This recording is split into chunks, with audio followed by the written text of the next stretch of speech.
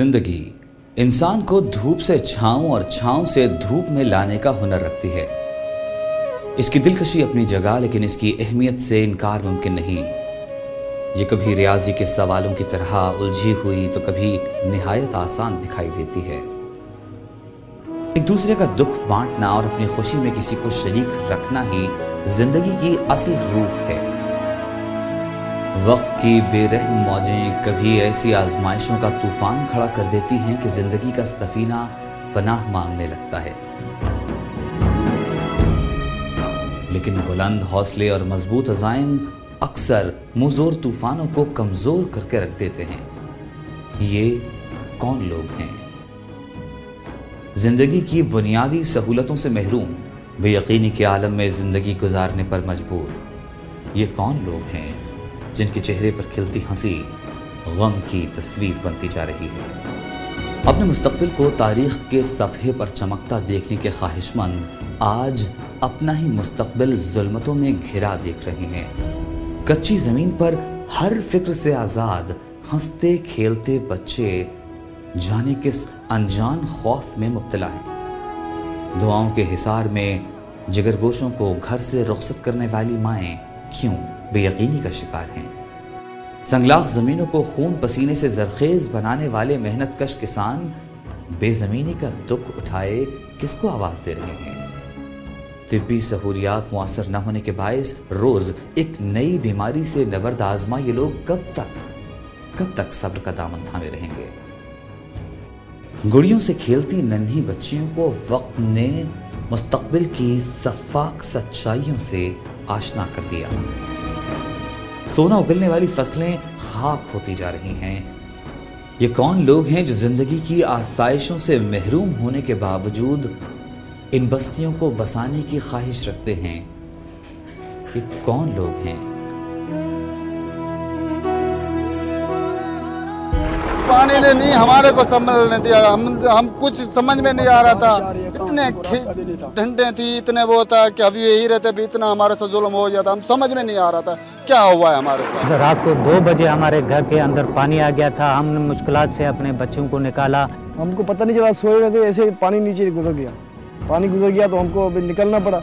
वो तो कोई चीज़ हमने नहीं उठाई, मगर हमने अपने बच्चे को पकड़ा, लेके गया, ऐसे डेर के ऊपर बैठ गया।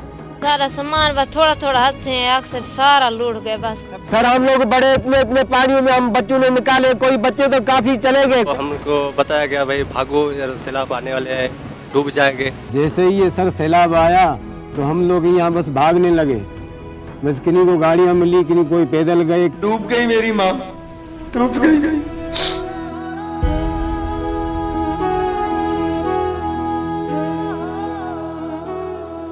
31 जुलाई 2010 सरजमीन पाकिस्तान पर बसने वालों के लिए किसी आजमाइश से कम न थी।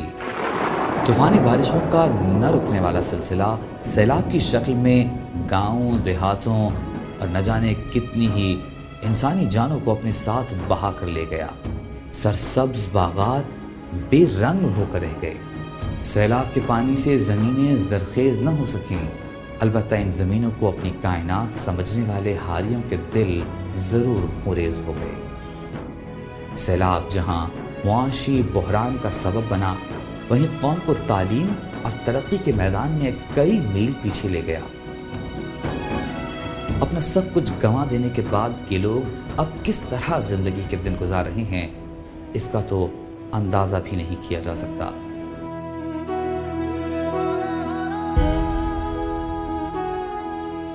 बच्चा बेचारा से असांजा परेशान आहिनि। असांजूं आबादियूं, असांजो सभु कुझु टली वियो हले।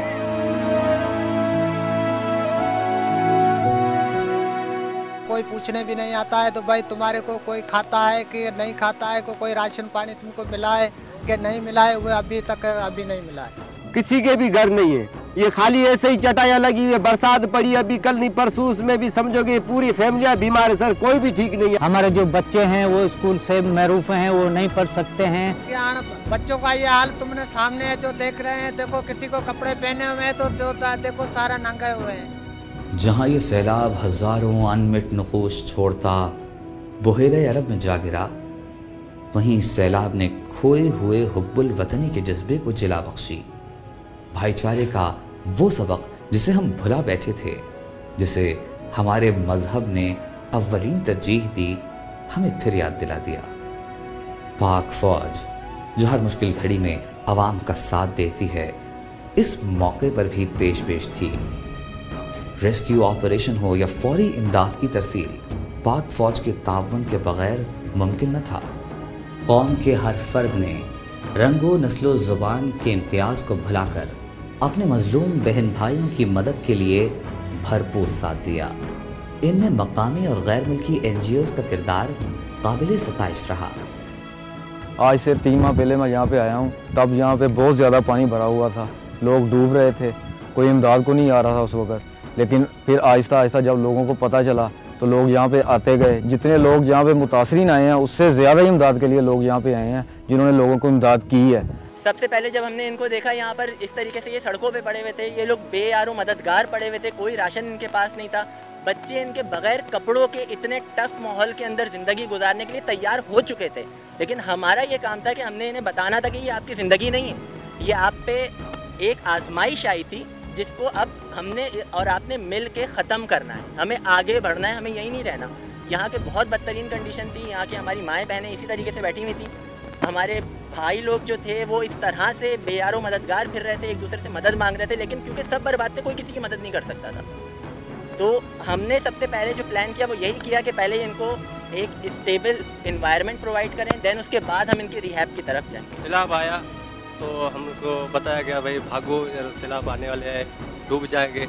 तो मैं भागा, तो मैं पहुंचा, जब मकली पे पहुंचा तो उधर पाकिस्तानी बहनों बाहर जब सारे पहुंचे वहाँ, उसने पूछा भाई आपको खाना मिल रहा है, पानी मिल रहे है नहीं, तो उधर सब मिलके पहले उधर मुझे सब कुछ दिया।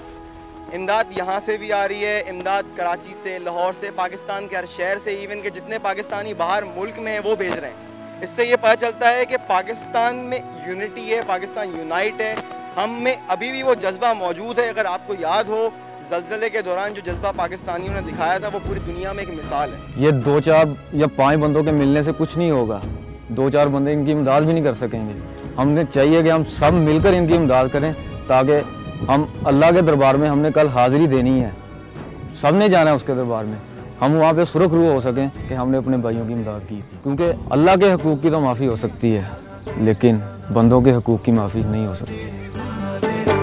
ये हौसला कैसे झुके, ये आरज़ू कैसे रुके, मंजिल मुश्किल तो क्या, धुंधला साहिल तो क्या,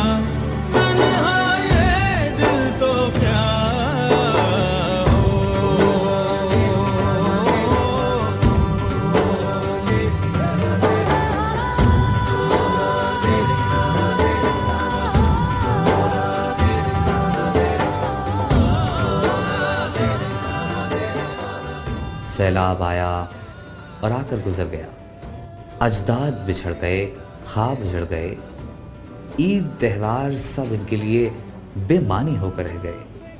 अपना सब कुछ खो देने वाले इन मुतासिरीन की बहाली कैसे मुमकिन होगी, ये वो सवाल है जिसके जवाब की तलाश हम पर वाजिब है। इनके गुजरे दिन लौटाना तो हमारे बस में नहीं, लेकिन इनकी बहाली की यकीन दहानी इनके जख्मों पर मरहम साबित हो सकती है। हमें ये सोचना है कि हमें खाली इनको इमदाद पे नहीं रखना, कि कब तक हम लोगों ने अपने भाइयों को भीख नहीं मंगवानी, हमने इनको वो काम करना है कि इनकी इज्जत भी वैसे ही रहे और ये अपने पाँव पे खड़े हो जाएं। वो बर्बाद हो गया, हम कुछ नहीं थे, हम उनको भीख मांगने के लिए नहीं इधर बैठे हैं।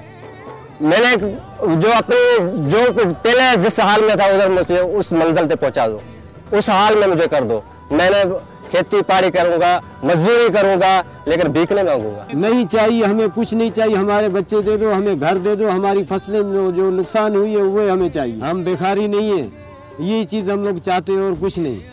भाई आप जाके हमारे घर देखो तो क्या करूं मैं घर जाके, क्या हमारे पीछे बचा है मैं घर जाऊं। देखिए जो होना था वो तो हो गया, इसको होने को तो कोई नहीं टाल सकता, वो तो हो गया सब कुछ। अब जिन लोगों ने मदद की है उन्होंने भी ठीक किया है, लेकिन ये 4, 6 या 10 लोगों के या मेरे और आपके मदद करने से कुछ नहीं होगा। हमें चाहिए हम सब मिलकर इनका साथ दें, फिर ही कुछ हो सकता है। लेकिन आगे का हमारा मज़ीद शेखानी फाउंडेशन का और WMO वालों का ये प्रोग्राम है कि हम इन्हें रिहैब करेंगे। रिहैब हमें इस तरीके से इन्हें नहीं करना है कि हमें इन्हें ज़िंदगी भर राशन देते रहना है या ज़िंदगी भर हम इन्हें कुछ अपने ही आसरे पे रखेंगे। हमें इनको इस तरीके से रिहैब करना है कि जो इनका काम था वही काम इनसे दोबारा करवाएंगे। इनके अंदर का जो कॉन्फिडेंस टूट चुका है वो दोबारा से रीबिल्ड करेंगे ताकि ये अपने पैरों पे खुद से खड़े हो सकें। हम यहाँ पर आएंगे, हम सिर्फ इनके अंदर जज्बा उभारेंगे, इनके अंदर यूनिटी पैदा करेंगे, इनके अंदर वो फैसिलिटेशन देंगे इनको जिससे ये आगे बढ़ सकें। सही, ख्वाह वो पैसे से हो, ख्वाह वो राशन से हो, ख्वाह वो हिम्मत से हो, ख्वाह वो हमारी बातों से हो, किसी भी चीज़ से हो, लेकिन हमें वो चीज़ें इन्हें प्रोवाइड करनी है। खूनी रिश्ता ही सिर्फ भाई बहन का नहीं होता।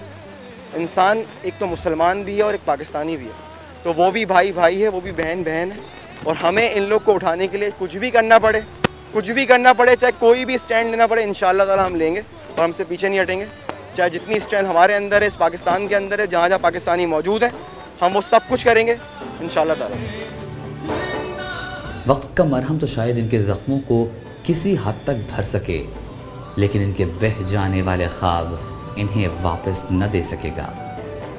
इस तानहे के बाद ज़िंदगी को बोझ समझने वाले इन शिकस्ता हाल लोगों को जीने का हुनर सिखाना अब किसका फ़र्ज़ और ज़िम्मेदारी है? ये एक ऐसा सवाल है जो हर ज़हन में उभरता है, लेकिन इसका जवाब वक्त के सिवा किसी के पास नहीं। हमें इस मोहलत को गनीमत जानते हुए इनकी बहाली के लिए अपने अमल को तेज़ तर करना होगा। कहीं ऐसा न हो कि हमारी ज़रा सी गफलत इस शेर की तशरीह बन जाए। अब हरफ तमन्ना को समात न मिलेगी, बेचोगे अगर ख्वाब तो कीमत न मिलेगी। लम्हों के ताक़ुब में गुजर जाएंगी सदियाँ, यूं वक्त तो मिल जाएगा, मोहलत न मिलेगी।